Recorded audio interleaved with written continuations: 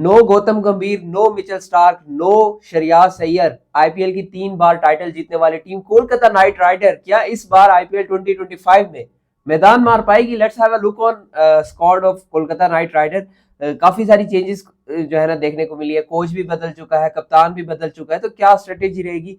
Let's have a look on the squad. Batters की अगर बात की जाए तो अजिंक्य रहाणे है, अंकुरिश, रघुवंशी है, सिसोडिया है, मनीष पांडे, रिंकू सिंह, रोमन पॉवल। अगर ऑलराउंडर्स की बात करो तो आंद्रे रसल, अनकोल रॉय, मोइन अली, रमनदीप सिंह, सुनील नारायण, वेंकटेश अय्यर, बड़े बड़े नाम नजर आ रहे हैं। विकेट कीपर्स की अगर बात की जाए तो Canton de Kock, Rahmanullah Gurbaz and by the way एक और बात यहाँ पर आपको शेयर करता चलूं कि सिसोडिया भी यहाँ पर विकेट कीपरिंग करते रहे, तो तीसरे विकेट कीपर ये होंगे केकेआर के।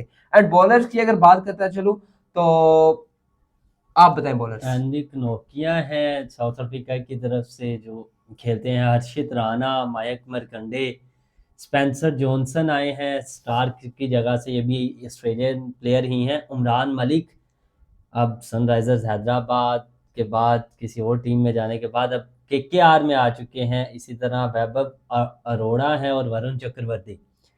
तो टीम जो है अगर देखी जाए तो टीम में स्पिनर्स जो हैं वो अच्छे हैं, जबकि जो फास्ट बॉलर्स हैं उसमें थोड़ा सा एक्सपीरियंस कम दिखाई दे रहा है। नोकिया के अलावा नहीं ऐसे कोई प्लेयर जो कि बहुत ज़्यादा एक्सपीरियंस वाला हो, तो फास्ट की तरफ थोड़ा सा लैक है। बाकी इनके पास ऑलराउंडर्स भी अच्छे हैं, बैटर्स की अगर बात की जाए वो भी ठीक हैं। तो अब ये कैप्टनसी से स्टार्ट लेते हैं। Let's have a look on Ajinkya Rahane captaincy, क्योंकि recently Shreyas Iyer the way he lead KKR and then now Ajinkya Ajinkya Rahane Rahane. का अब मेरे लिए तो एक सरप्राइजिंग न्यूज़ थी, क्योंकि अचानक सडन जो है वो अजिंक्य रहाणे जी जो है, पहले वो तो ऑक्शन में वो भी सिलेक्ट भी नहीं हुए किसी टीम की तरफ से, किसी टीम ने इनको जो है वो खिलाड़ी एज अ पिक नहीं किया, जी लेकिन वो अचानक अभी केकेआर के कैप्टन बन गए हैं। सरप्राइजिंग और डिसीजन। ये एक सरप्राइजिंग डिसीजन है, लेकिन ये अजिंक्य रहाणे के लिए बहुत बड़ा डिसीजन है। अगर तो वो कर जाते हैं कैप्टनसी के थ्रू, भाई ये अपॉर्चुनिटी। केकेआर को टाइटल जितवा जाते हैं, तो उनका जो इंडियन टीम में आने वाला एक वो डोर क्लोज हुआ है वो ओपन हो जाएगा, जी और वो टेस्ट क्रिकेट में तो इजीली आ सकेंगे। तो अब ये देखना पड़ेगा कि वो क्या परफॉर्म करते हैं, उनके लिए भी ये एक जी। बहुत ही बड़ी अपॉर्चुनिटी है। चले वाइस कप्तान की बात करें कि who will lead KKR after Ajinkya Rahane. Venkatesh Iyer को वाइस कप्तान बनाया केकेआर ने, वो था, रिस्पांसिबिलिटी दी मुझे है। मुझे मुझे पहले ये लगता था कि वही कैप्टन के तौर पर आएंगे, क्योंकि जब श्रेयस अय्यर रिलीज किए गए तो मुझे ये था कि उसके बाद जो सबसे कंसिस्टेंसी के साथ जी जिस प्लेयर ने परफॉर्म किया है, या जैसे रिटेन रखने के लिए बहुत पैसे भी खर्च किए हैं केकेआर ने, वो जी वेंकटेश अय्यर थे, और वो कंटिन्यूसली बहुत अच्छा परफॉर्म कर रहे हैं केकेआर के लिए। तो अगर उनकी परफॉर्मेंस को देखा जाए, उनकी जो केकेआर के लिए जितनी उन्होंने अच्छे तरीके से इनिंग्स खेली हैं, केकेआर को मैचेस जितवाए हैं, तो मुझे था कि वो आएंगे कैप्टन। लेकिन अगेन क्या सरप्राइजिंग अजिंक्य रहाणे आए हैं। एक्सपीरियंस है अजिंक्य के पास, और जिस तरह से उनके पास क्लास है, और खासतौर पे जिस तरह से हमने उनका 2023 में सीएसके की तरफ से जो उन्होंने कुछ इनिंग्स खेली थी, बहुत ही आउटस्टैंडिंग इनिंग्स खेली थी। अगर तो वो खेलते हैं 25 में भी तो होगा सरप्राइज देखना इस इनको। आईपीएल के स्क्वाड में कौन लगता है कि इस बार केकेआर की तरफ से केकेआर में इंपैक्टफुल थोड़े से प्लेयर? हैं, केकेआर की ये हाँ बैटिंग लाइन कुछ देखी जाए एक्सप्लेन। उसमें अजिंक्य रहाणे जो है वो एक अच्छे क्लासिक प्लेयर है। रघुवंशी जो है टॉप वो भी order right hard handed hitter है। बैटर है। सिसोदिया जो है वो 2021 में आरसीबी की तरफ से भी सिलेक्ट हुए थे, लेकिन उन्होंने मैच मैचेस कोई में। नहीं था खेला। हाँ तो इनके बारे में कि ये बहुत अच्छी स्ट्राइक रेट के साथ खेलते हैं, डोमेस्टिक लेवल पे इन्होंने अच्छी स्ट्राइक रेट के साथ, यानी बहुत अच्छे हार्ड हिटर है। मनीष पांडे, मुझे नहीं लगता ऐसा इनको इतने ज्यादा चांस मिलेगा, और इसलिए इनको डिस्कस करना, इनका पता है अच्छा कि ठीक है, यानी एंकरिंग रोल अच्छा प्ले करते अच्छा हैं, और अच्छा यहाँ पर फिनिशिंग में रिंकू सिंह है, रोमन पॉवल, ये एक हार्ड हिटर है, रिंकू सिंह जैसे हार्ड हिटर मौजूद है। फिर ऑलराउंडर्स में देखा जाए तो आंद्रे रसल, आपके सामने आंद्रे रसल। जी तो ये जो तीनों बंदे हैं, रिंकू सिंह, रोमन पॉवल और आंद्रे रसल, तीन ये आर। ऐसे बंदे हैं कि जो 5 ओवर में आपका मैच कंप्लीटली बदल सकते हैं, और वो वन साइडेड कर सकते हैं मैच। राइडर्स के ये तीन आर जो है ना वो कमाल कर और रम सकते हैं। और रमनदीप सिंह जो है, ये भी मैंने जी इनको पहली मर्तबा आरसीबी की तरफ से खेलते हुए देखा था, और उसमें इन्होंने अच्छी इनिंग्स खेली थी। तो लास्ट टाइम ये किंग्स 11 पंजाब की तरफ से खेल रहे थे, तो ये भी अच्छा जो है प्लेयर हैं और इनकी भी जो हार्ड हिटिंग है और लास्ट पे आके फिनिशिंग रोल अदा करते हैं तो वो बहुत अमेजिंग करते हैं। बाकी सुनील नारायण जो ऊपर से बैटिंग करते हैं तो बैटिंग में डेप्थ है, हार्ड हिटिंग भी है, एंकरिंग रोल वाले प्लेयर्स भी हैं, क्लासिक प्लेयर्स भी हैं। तो यानी किसी भी जगह पे ये नहीं है कि जो एक खला आता है, यानी गैप नहीं है बैटिंग में कि हर एक किस्म के बैट्समैन आपके पास मौजूद है। अब विकेट कीपर बैट्समैन देख लें, रहमानुल्लाह गुरबाज है, क्विंटन डी कॉक है, तो ये आपके सामने है। यानी टॉप ऑर्डर में ही बात कर लें तो टॉप ऑर्डर खेलने वाले इनके पास क्विंटन डी कॉक है, रहमानुल्लाह गुरबाज है, जिंकिया खुद टॉप ऑर्डर में खेलते हैं, रघुवंशी टॉप ऑर्डर में खेलते हैं, वेंकटेश अय्यर जो है टॉप ऑर्डर में खेलते हैं। तो ये जो प्लेयर्स हैं, और सुनील नारायण भी टॉप ऑर्डर में बैटिंग करते हैं, ओपनिंग कर लेते हैं। तो टॉप ऑर्डर में 6 ऐसे प्लेयर्स हैं जो अच्छी हार्ड हिटिंग भी कर सकते हैं, अच्छा एंकरिंग रोल भी कर सकते हैं और अच्छी इनिंग को बिल्ड भी कर सकते हैं। फिर उसके साथ मिडिल ऑर्डर में आया जाए, मिडिल ऑर्डर में आपके पास है मनीष पांडे की सूरत में मौजूद हैं, और सिसोदिया है, फिर मोइन अली एज ऑलराउंडर आपको मिडिल ऑर्डर में दिखाई दे सकते हैं। तो मिडिल ऑर्डर में भी अच्छे प्लेयर हैं जो बिल्ड कर सकते हैं, गेम को चेंज कर सकते हैं, लेकिन फिनिशिंग रोल में बहुत ही आउटस्टैंडिंग, यानी लोअर जो मिडिल ऑर्डर है उसमें बहुत ही अच्छे प्लेयर्स हैं। यानी पॉवल आपके पास है, रिंकू सिंह आपके पास है, अंद्रे रसल आपके पास है, रमनदीप सिंह आपके पास है, अंकुर रॉय आपके पास है।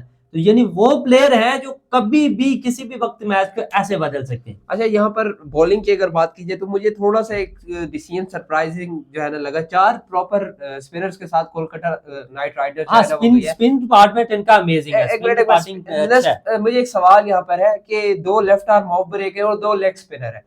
मोइन अली की बात कीजिए और सुनील नारायण, तो लेफ्ट आर्म ऑफ ब्रेक हमें देखने को मिलती है। और दूसरी तरफ से अगर मैं बात करूं वरुण चक्रवर्ती की, और दूसरे स्पिन अगर मैं बात करूं तो मयंक मार्कंडे लेग स्पिनर है। तो 2 leg spinner, 2 left arm off spinner, तो ये कहीं सेम नहीं रहेगा? नहीं, कुछ एक ऑफ ब्रेक होनी नहीं चाहिए थी? या फिर रिंकू सिंह, देखें रिंकू सिंह को ऐसा कोई मौका अगर गौतम गंभीर होते तो जरूर मिलना था। रिंकू सिंह को ऐसा आईपीएल की गेम में शायद 1-2 ओवर कर सकते हैं, लेकिन वो प्रॉपर बॉलर। बट यहाँ पर मुझे ये कुछ समझ नहीं आया कि अच्छा स्पिनर्स आपके पास देखें, स्पिनर्स को देख लेना, स्पिनर्स की परफॉर्मेंस देखें। आपके पास वरुण चक्रवर्ती है, नो डाउट, वो आप कौन क्या स्पिनर है, वो लेग ब्रेक करते हैं जी। मिस्ट्री क्यों कहा जाता है उनको?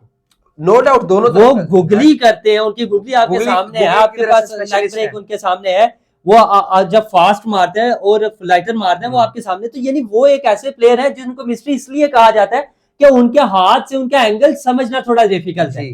तो उनको ये कहना कि लेग ब्रेक करते हैं तो वो थोड़ा सा ठीक है। उसके बाद आपके पास सुनील नारायण, अब कौन समझे उनको? तो ये तो 2 प्रॉपर है, यानी 8 ओवर्स आपके ऐसे हैं जिसमें आपका मैच कोई टीम को काफी दिक्कत होगी स्कोर करने के इनके अगेंस्ट। ये दोनों प्लेयर्स इस वक्त वरुण चक्रवर्ती की रिसेंटली चैंपियन ट्रॉफी में आपके सामने है, और सुनील नारायण की किसी भी डोमेस्टिक लेवल में देख लें, आप किसी डोमेस्टिक लेवल कह रहा हूं, किसी भी लीग में देख लें, परफॉर्मेंस आपके सामने है। तो ये जो दोनों प्लेयर्स हैं तो यही प्रॉपर इनके स्पिनर्स चलेंगे, मार्कंडे को तो ऐसा जितना चांस ही नहीं मिलेगा। सही, ठीक है, चले ये 2 प्लेयर्स, ये 2 स्पिनर्स के साथ ही ये ज्यादा मूव करेंगे। चले, जहां तक स्ट्रेटेजी की बात की जाए कोलकाता नाइट राइडर्स की, आईपीएल में हमें मोस्टली बैटिंग विकेट्स देखने को मिलती हैं और बॉलर्स के लिए थोड़ा सा चैलेंजिंग होता है बॉलिंग करना।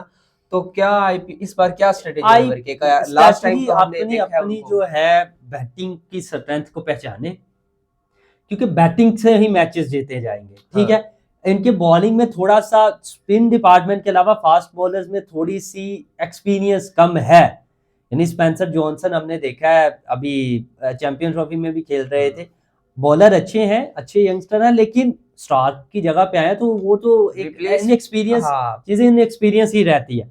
और उसके बाद हर्षित राणा अच्छी बॉलिंग की है लेकिन आपकी चैंपियन ट्रॉफी या दुबई में बॉलिंग एक अलग जो है ना एनवायरनमेंट होता है, लेकिन जब आपको बैटिंग पिचेस मिलेंगी, जब आपके पास इंपैक्ट प्लेयर एक एक्स्ट्रा आ जाएगा बैट्समैन की सूरत में, तो उस वक्त बॉलिंग थोड़ी सी डिफिकल्ट हो जाती है। फिर ड्यू भी बड़ी जो है ग्राउंड्स में पड़ती है इंडिया में, तो ये जो है यहाँ बड़ा मुश्किल होगा हर्षित राणा के लिए। तो इस वजह से मुझे ये लगता है कि थोड़ा सा है, उमरान मलिक का तो पहले ही है, तो वो बहुत ज्यादा इकोनॉमिकल बॉलर है, तो इस वजह से ये थोड़ा सा फास्ट बॉलिंग का जो इनका है डिपार्टमेंट वो थोड़ा सा वीक है, ये समझना पड़ेगा बैट्समैन को। चले ये जो स्ट्रेटेजी है बिल्कुल जी इस तरह फॉलो करना पड़ेगा केकेआर को। एक इंटरेस्टिंग चीज मैं यहाँ पर शेयर करूं बिकॉज ये डिबेट तो चलती रहेगी किसको खेलना चाहिए, क्या करना चाहिए, क्या स्ट्रेटेजी होनी चाहिए। एक इंटरेस्टिंग एक चीज ये है केकेआर की आईपीएल में कि आईपीएल की तरफ से कोई भी प्लेयर अब तक कोई पर्पल कैप विनर नहीं है। ऑरेंज कैप एक प्लेयर विनर है केकेआर की तरफ से, वो रॉबिन उथापा थे, लेकिन पर्पल कैप होल्डर हमें यहाँ पर कोई नजर नहीं आया और केकेआर की तरफ से। इस वक्त इस दफा चांस है कि वरुण चक्रवर्ती जो है वो बन सकते हैं। हाँ और इसके अलावा कोई बॉलर नहीं, मुझे नहीं लगता कि वरुण के अलावा कोई बॉलर है जो पर्पल कैप जीत सकता है केकेआर की तरफ से, मुझे नहीं लगता। आई थिंक वरुण चक्रवर्ती के पास चांस है, जैसी उनकी परफॉर्मेंस चल रही है तो वो पॉसिबल है। टॉप 5 में तो जरूर होंगे, मुझे यकीन है। टॉप 5 में चले आपकी इस प्रेडिक्शन को कंटिन्यू करके लास्ट में ये क्वेश्चन पूछूंगा, क्या जो है ना इस बार कोलकाता नाइट राइडर्स आईपीएल में किस तरह रोल प्ले करेगी? क्या can they win this with squad? यार इनका ये रहता है कि लास्ट टाइम तो ये बहुत अच्छी 3 बार की खेली चैंपियन, लेकिन ये अक्सर जो स्टार्ट करते हैं वो बड़ा अच्छा करते हैं, एंड करना जो है वो बहुत बुरा करते हैं। तो मुझे ये लगता है कि इनकी जो टीम है ये क्वालिफाई करे। आईपीएल की थर्ड इंपैक्टफुल टीम है केकेआर। ठीक है, मेरे ख्याल में क्वालिफायर खेलेगी, शायद अभी फाइनल ना खेलें या जीतना मुझे नहीं लगता कि क्या जीतेगी। अच्छा क्वेश्चन ये बनता है कि क्या कोलकाता नाइट राइडर का as a defending champion IPL में दूसरी टीम पर वो जीतने का इंपैक्ट रहेगा या नहीं रहेगा? देखिए डिफेंडिंग चैंपियन जो है वो एक साल पुरानी बात होती है, वो चीजें बदल जाती हैं। पाकिस्तान भी चैंपियन ट्रॉफी में डिफेंडिंग चैंपियन आपके सामने परफॉर्मेंस। तो ये बात जो है ये नहीं होती कि आज की टीम में और उस टीम में बड़ा फर्क है। श्रेयस अय्यर, स्टार्क, गौतम गंभीर की कोचिंग, वो चीजें हैं ही नहीं है। ठीक है, उसके अलावा बहुत चेंजिंग है इनमें। तो मुझे ये लगता है कि शायद प्लेऑफ के लिए क्वालिफाई कर जाए, फाइनल मेरे ख्याल में इस दफा पॉसिबल नहीं है। मैं अपनी प्रेडिक्शन दे रहा हूँ कि केकेआर नहीं जीतेगी। केकेआर नहीं जीतेगी। चलें जी, ये था केकेआर कोलकाता नाइट राइडर। कुछ नए चेहरे हमें देखने को मिले एंड लेट्स सी कि कोलकाता नाइट राइडर इस बार आईपीएल 2025 में किस तरह से अपना रोल प्ले करता है। हमारी तरफ से इतना ही, थैंक यू।